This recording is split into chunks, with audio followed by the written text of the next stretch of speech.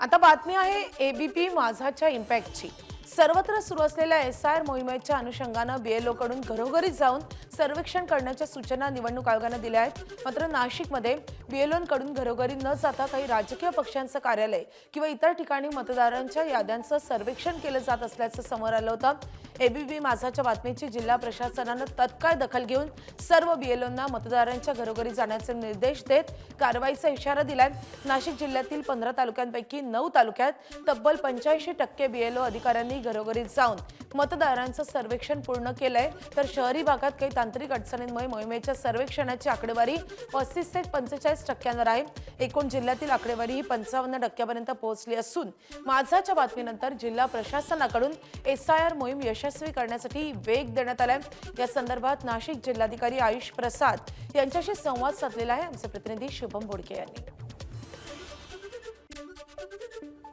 Sir, सध्याची काय परिस्थिती आहे एसआयआर संदर्भामध्ये?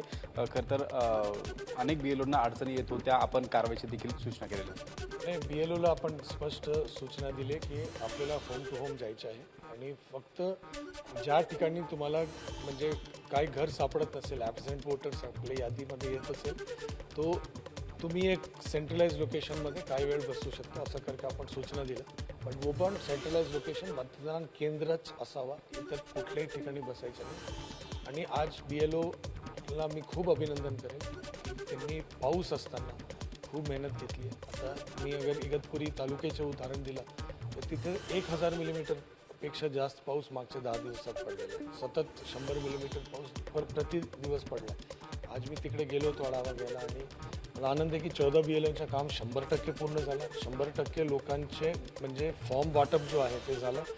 जो absent shifted double and deleted हे जो ASDD यादी असते त्याची पूर्ण त्यांच्याकडे यादी तयार झाली। मार्किंग पण काय प्रमाणात झाली। डिजिटायझेशन 80% पेक्षा पुढे पूर्ण झालेलं आहे। उर्वरित डिजिटायझेशनचं काम पूर्ण गतीने पाऊस असताना चालू आहे।